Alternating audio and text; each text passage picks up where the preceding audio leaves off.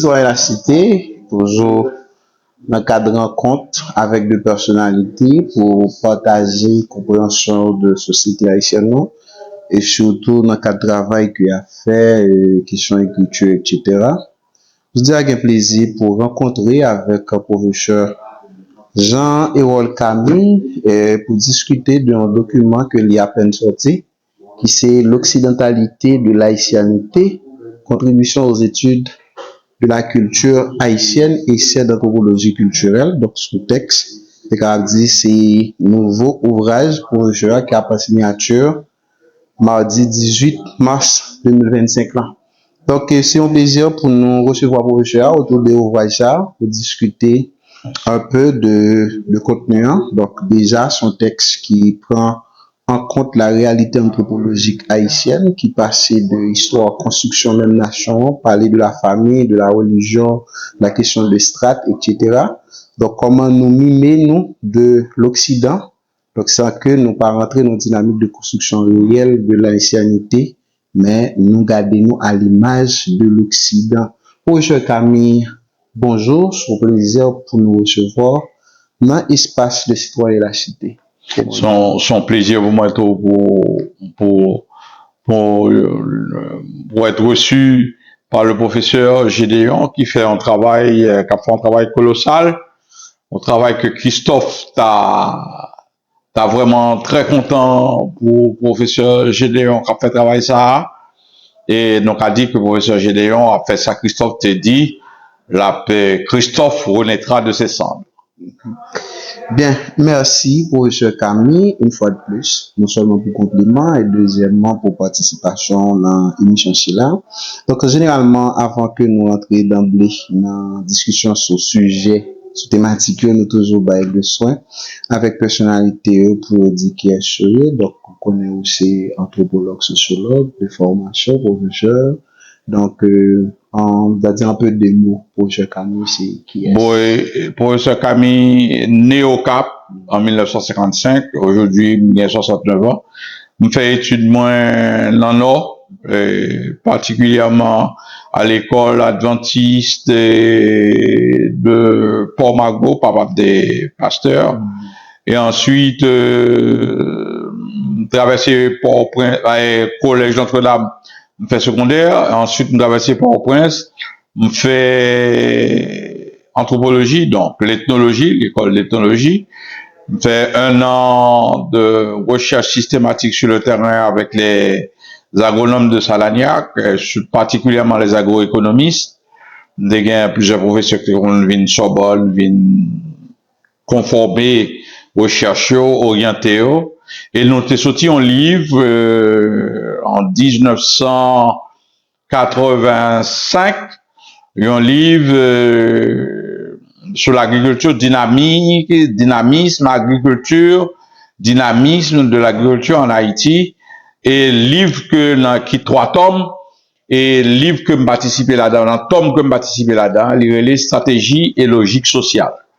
Donc voilà, et puis mon professeur depuis longtemps dans la faculté d'agronomie, faculté d'ethnologie, université de Port-au-Prince, et j'ai été touché pour faire Kiskeya aussi. Donc voilà que milité en pile, et le matériel révoqué en 2014, donc il n'y a pas de besoin intellectuel qui on est dans le gouvernement.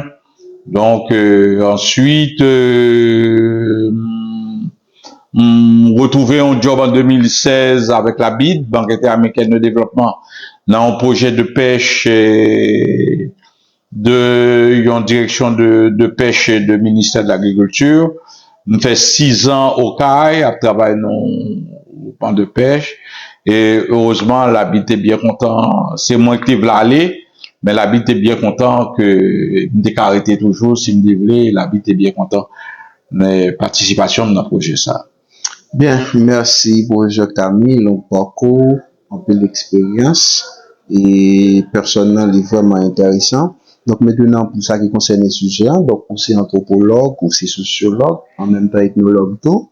Donc ça barre et il est capable de dire une capacité pour comprendre, traverser bien sûr la culture haïtienne et en même temps comprendre et il est capable de dire la dynamique comment l'Occident, comment nous Haïtiens nous calquons sur l'Occident et nous comprenons par rapport avec l'Occident.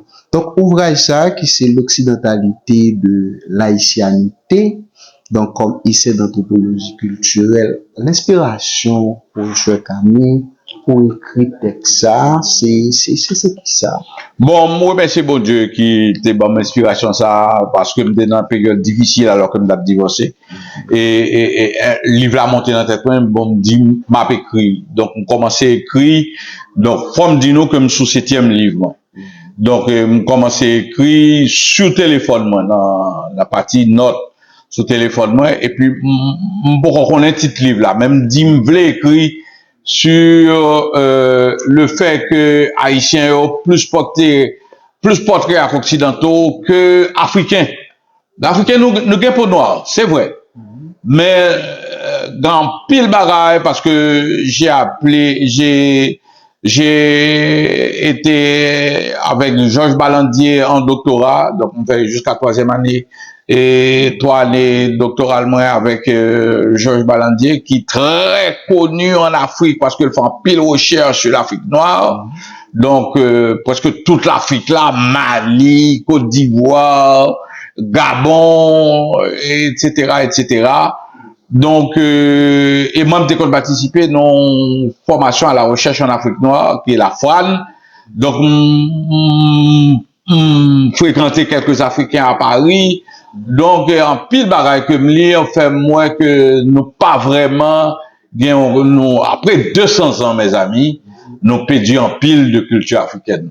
Bien, pour ce Camille, pendant dit ça, donc, vous avez montré que dans le texte, nous avons préférence pour l'Europe, l'Occident, que de l'Afrique, mais est-ce que quelque part, dans la compréhension, et ça, les paliers par rapport avec cette histoire de domination métropole-colonie, donc avec la puissance de la culture européenne imposée aux esclaves, qui va permettre que nous plus nous dans la métropole là, que nous retrouvons nous dans l'Afrique, et en même temps, est-ce que nous pas qu'à dire en quelque sorte, au lieu que nous seulement dans l'Occident, mais nous avons une dynamique hybride, dans le sens que nous avons l'Europe, nous avons l'Afrique, et en même temps Caraïbes quelque part. Est-ce que nous pas qu'à... Les hybrides, c'est ce que professeur Géraldo, qui est mon ami, que nous travaillons dans le même décanat, faculté des sciences humaines et sociales, et professeur Géraldo, qui est philosophe, relève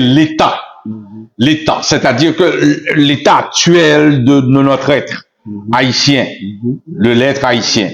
Moi, je relève le devenu. Okay. Le devenu pour qui ça? Parce que c'est vrai que la colonisation a dominé sur Haïti de 1492 à 1804.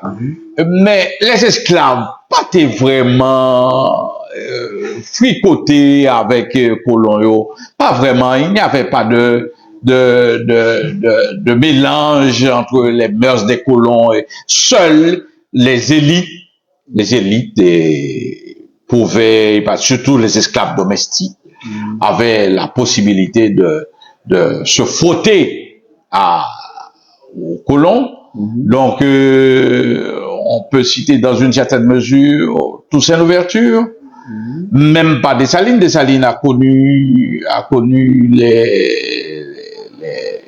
les douleurs de l'habitation. Il était qu'on prend couteau, monsieur commandeur, il qu'on balle autant de coups que les autres esclaves. Donc, mais après 1804, qui s'est passé quelque chose que le professeur et docteur Délit Joseph a bien écrit dans son livre sur les intellectuels, Haïti et ses intellectuels de 1804 à 1860. Je crois que nous avons mis un siècle à nous s'accaparer de la culture occidentale et la réforme, le caporalisme agraire. C'était pour inculquer à l'esclave la discipline du travail.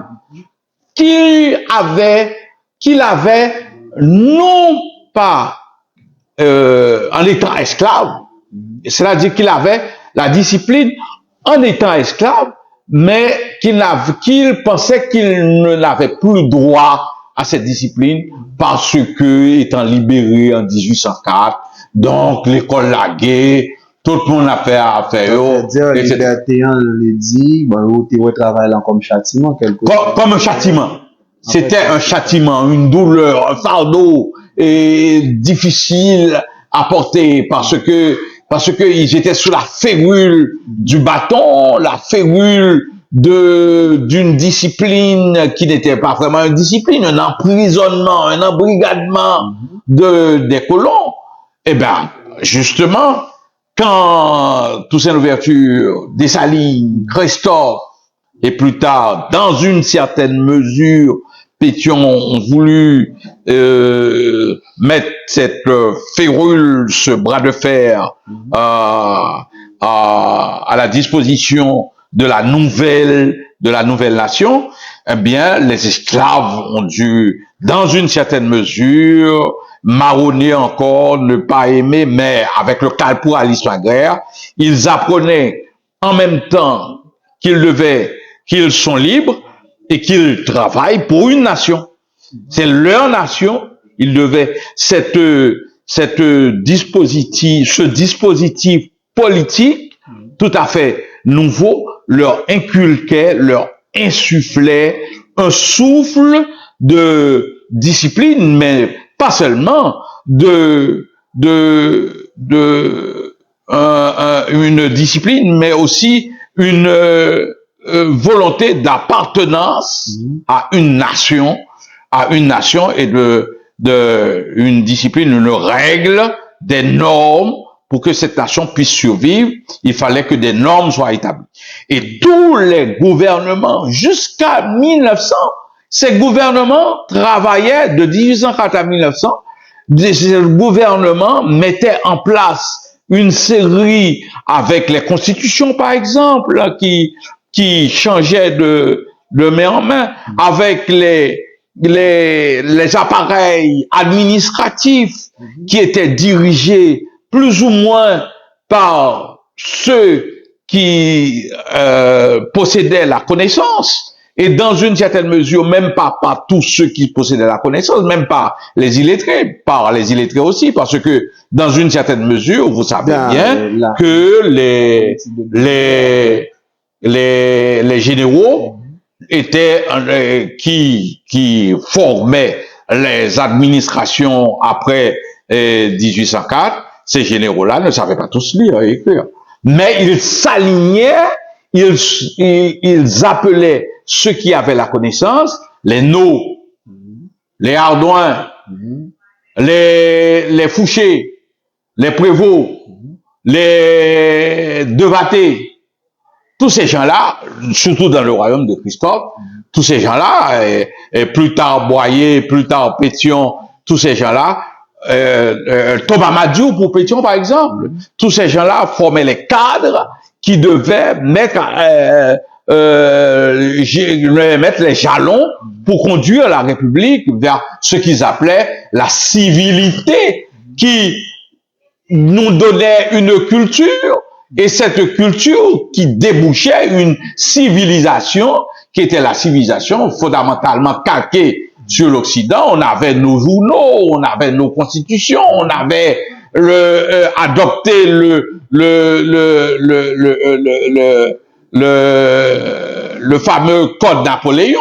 Donc, vous voyez, donc l'école aussi, c'était l'école qui enseignait le français.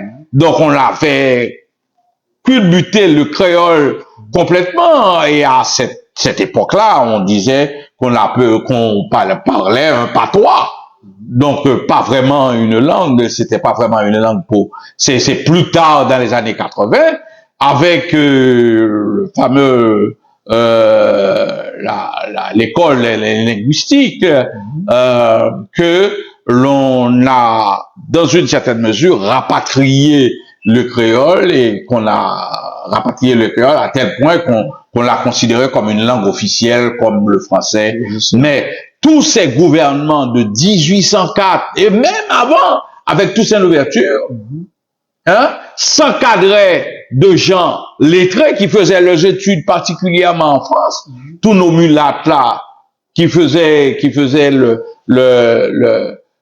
bonheur de ces administrations publiques, eh ben, tous ces mulâtres ont fait leurs études particulièrement en France.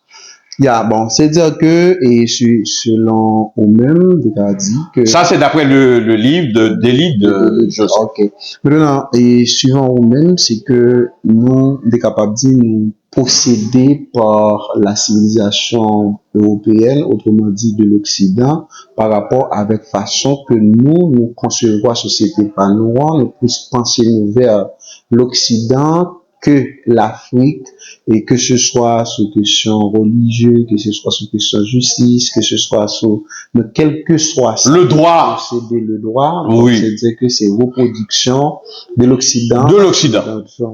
Donc maintenant, professeur, donc étant anthropologue bien sûr, et suivant ou même c'est qui ça en fait, donc on les voit quelque part ou expliquer, mais on a souhaité regarder qui ça qui permet forme et on est capable de dire dépendance ça de l'Occident, par exemple de l'Haïti après 1804. Laissez-moi donner un exemple. Un exemple simple, mais culturel, profondément occidental.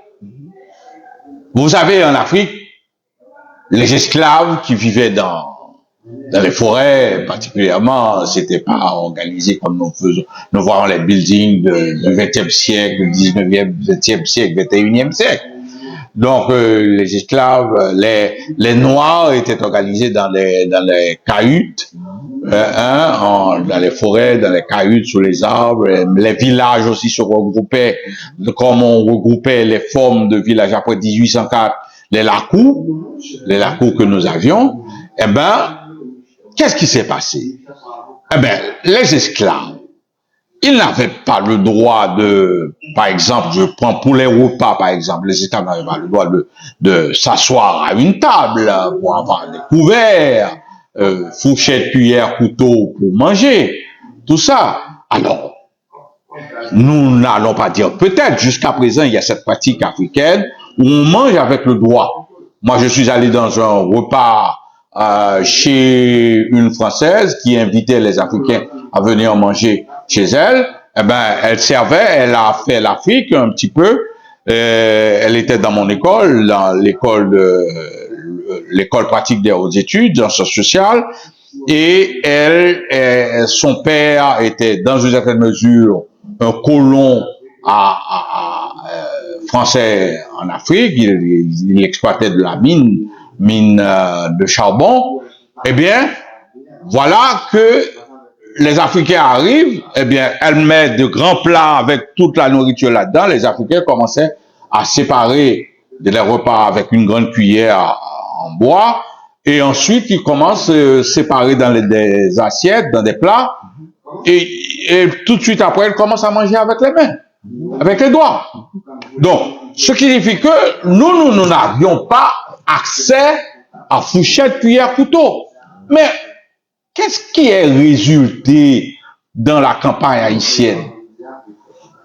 Que l'on vous serve le spaghetti, le riz, la banane et les œufs. En milieu rural, on vous donne une cuillère. Où est-ce qu'ils ont pris cette cuillère, la cuillère à nos paysans? Ah ben c'est là qu'ils ont pris ça. Ah oui. Ils ont pris ça du blanc, du colon. Donc, on s'est occidentalisé. C'est sûr que on ne va pas vous servir une fourchette et un couteau en milieu rural. Mais la cuillère, c'est sûr que la cuillère, et j'ai relaté ça dans le livre. Justement, j'ai vu ça. Mais écoutez, professeur, puisque nous sommes en anthropologie, nous parlons de la culture, bien sûr. Donc, si nous parlons de là, donc c'est ensemble de pratiques, de mœurs, coutumes, connaissances propre à une communauté donnée, mais au-delà de ces formes de connaissances que une société capable de gagner, contact avec d'autres cultures, c'est une première question de diffusion de culture, va le permettre que il y ait des échanges qui vont être faits et ça va le permettre progression, évolution culturelle. Oui, Donc, oui, c'est ça capable de oui, un point culturel. oui. Donc, comme maintenant, c'est-à-dire passer de manger à main à manger à cuillère quelque part, on est capable de dire c'est pas seulement une pratique et qui est liée avec l'haïtien, c'est-à-dire même l'européen à un certain moment, si nous apprenons la logique évolutionniste, si nous apprenons comme ça, la logique morgane, donc c'est-à-dire que à un moment donné, tu as une étape barbare, sauvage, civilisé. Donc c'est-à-dire qu'il y a des progressions.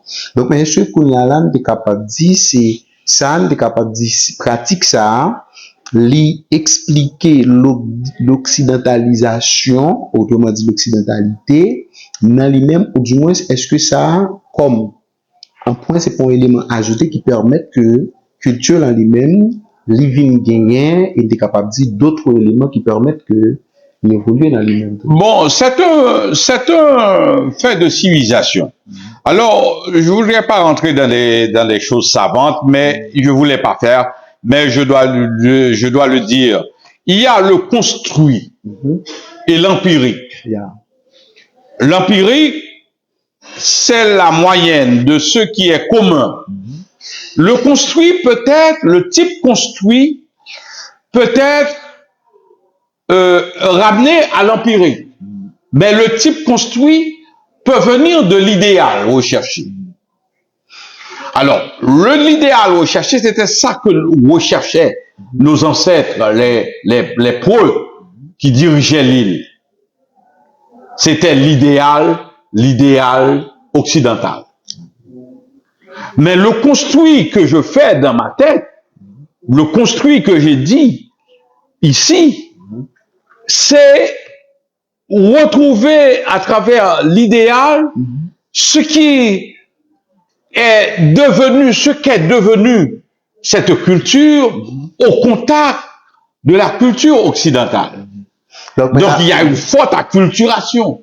Il y a une forte acculturation que nous ne pouvons pas nier. Maintenant, professeur, là, et on parle d'Haïti après 1804.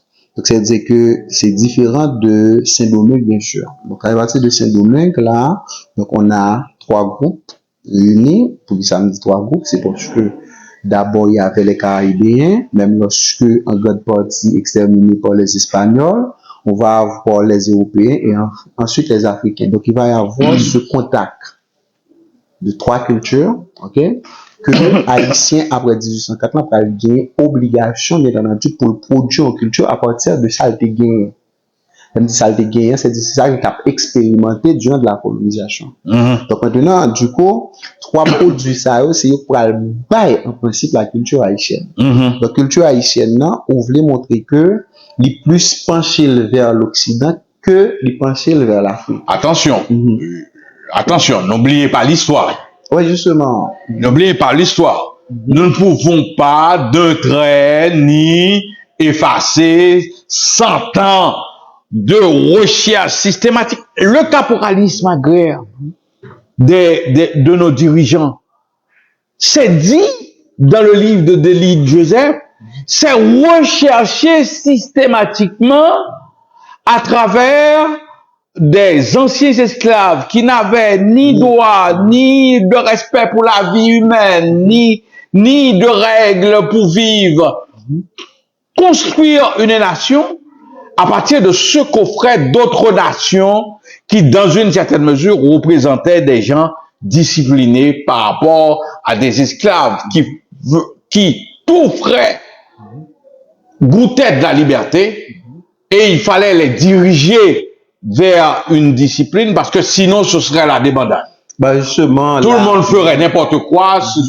Alors, dans une certaine mesure, pendant plus de 100 ans, ils ont recherché à encadrer ce peuple et la seule porte de sortie qu'on a fait, la seule porte d'exemplarité et aussi de calcage sur un modèle qui a réussi, c'était le modèle occidental. Justement, donc là, et on est d'accord là-dessus. Donc, c'est-à-dire que le modèle, bien sûr, à rechercher, c'était l'Europe, c'était l'Occident, ok, puisque c'était d'abord les maîtres qui transmettent, bien sûr, leur savoir aux mulâtres et à quelques esclaves domestiques quelque part. Donc, pour faire une société, faut faire avec sort disposé et en même temps, tout par contact avec l'autre société. Exact. Joindre Exact. Le meilleur. Trouver le meilleur. Justement, pour trouver le meilleur. Donc maintenant, et professeur, on parlait de justice, on parlait de strate, on parlait de religion, on parlait de tout et de tout. C'est-à-dire que le travail on est capable de dire son travail qui prend en compte tout aspect qui est capable même de par secteur contribuer nos sociétés pour dire mais ça que une société.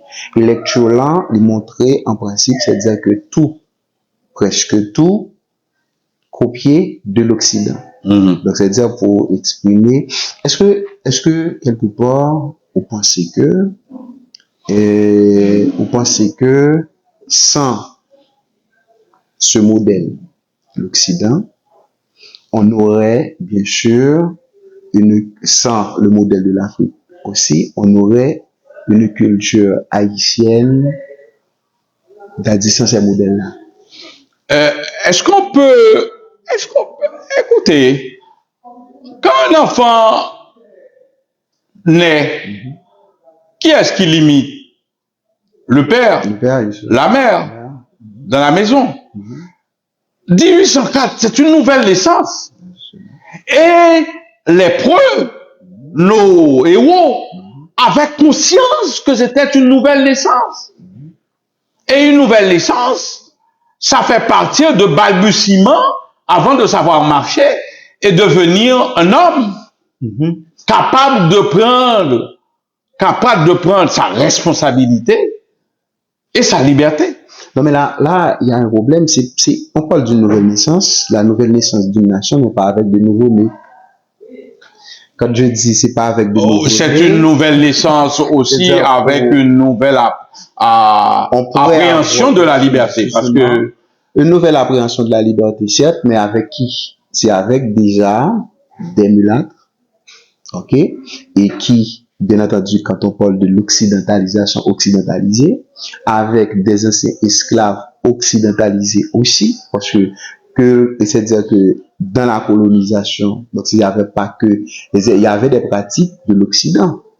Oui, et les esclaves observaient. Justement, les esclaves observaient, même lorsque les esclaves étaient toujours gardés, étaient capables de dire certaines pratiques qui étaient gagnées dans l'Afrique, et surtout la question de religion, le vaudou, etc., et d'autres mœurs, mais ça qui était dominé, c'est en fait la culture du colon, la culture du maître. C'est vrai. Donc maintenant, après 1804, donc, nous gagnons le monde qui était baigné, bien sûr, dans la culture de l'Occident, et qui pourra le faire une nouvelle société, mais c'est avec ça qu'on gagne.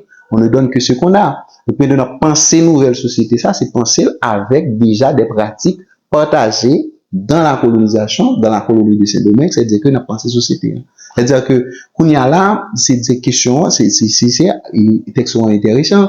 Textes sont intéressants dans la mesure où la permettent de nous montrer que nous plus pencher nous vers l'Europe, sans que pas trop sur l'Afrique, mais le vaudou c'est pas européen. Mais je suis d'accord. Donc c'est-à-dire que et on prend cette logique tribale que nous avons, c'est-à-dire cette logique de communautarisme, n'a pas regroupé syndicat, on a parlé de n'a pas justement les lacos, mais c'est pas européen, c'est de l'Afrique. Donc c'est-à-dire que c'est pour montrer en quelque sorte, c'est vrai, oui, il est vrai que nous prenons de l'Europe, mais on garde aussi certaines choses de l'Afrique qui fait que, ça qui est intéressant, qui fait la beauté de la culture haïtienne en elle-même avec ce mariage de l'Europe, de l'Afrique et même des Caraïbes en quelque sorte. Bon, nous avons aussi quelque chose de l'Afrique que nous avons perdu. Mais n'oubliez pas que les Africains ne voulaient pas qu'on revienne en Afrique.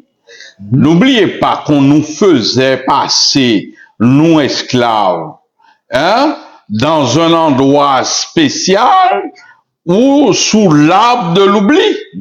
On devait faire le tour de cet arbre combien de fois pour que l'on puisse oublier l'Afrique et Haïti. Donc, c'est question de revenir à l'Afrique. Mais je mets ça entre deux points d'interrogation, comme on fait dans une phrase espagnole interrogative, un point d'interrogation ici, un point d'interrogation à la fin de la phrase. Donc, on nous met dans un étau où on devait être où devait oublier l'Afrique et faire une ouverture sur quoi? C'est pas le néant. Nous avons une société coloniale qui est en face de nous et qui nous refuse, c'est vrai, mais que nous pouvons de là voler quelques bribes. Bien, et et là encore, on a dit, c'est avant dernière question, et par rapport avec l'intervention. Donc, est-ce que quelque part, nous pas capables de penser Haïti, c'est-à-dire l'haïtien, en dehors de l'Occident et de l'Afrique, sans se réclamer de l'Occident, sans se réclamer de l'Afrique, mais penser l'haïtien de par, de par haïtianité. Eh bien, justement, c'est ce que ont essayé de faire les indigénistes. Les indigénistes, sauf que les indigénistes ont voulu faire un retour inopiné sur l'Afrique. Inopiné. Puisque c'est ce que je dis, c'est ce que nous sommes aujourd'hui, le devenu. Le devenu, c'est l'haïtien d'aujourd'hui, qui a pas seulement la culture occidentale, qui a la culture, dans une certaine mesure, il faut dire un certain pourcentage africain, bien que l'on soit noir, c'est vrai, mais un certain pourcentage d'Indiens aussi. Parce que savez-vous que le zombisme, qui est dans la sorcellerie que cache le vaudou, et le vaudou qui le cache, parce que le vaudouisant, effectivement, c'est un homme qui aime Dieu. Il respecte Dieu. Moi, j'entends les Haïtiens et blasphémer contre Jésus, blasphémer contre Dieu, disant que c'est les Occidentaux qui nous ont donné ça. C'est pas vrai.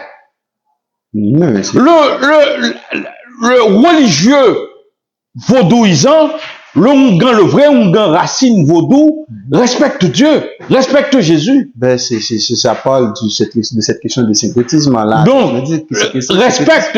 Donc, cette sorcellerie de faire des gens de zombies sont venus des Indiens. Sont venus des Indiens que nous avons rencontrés sur le sol. Je me souviens que mon professeur d'anthropologie, Monsieur Benoît, qui était très bon en ethnographie, eh ben, il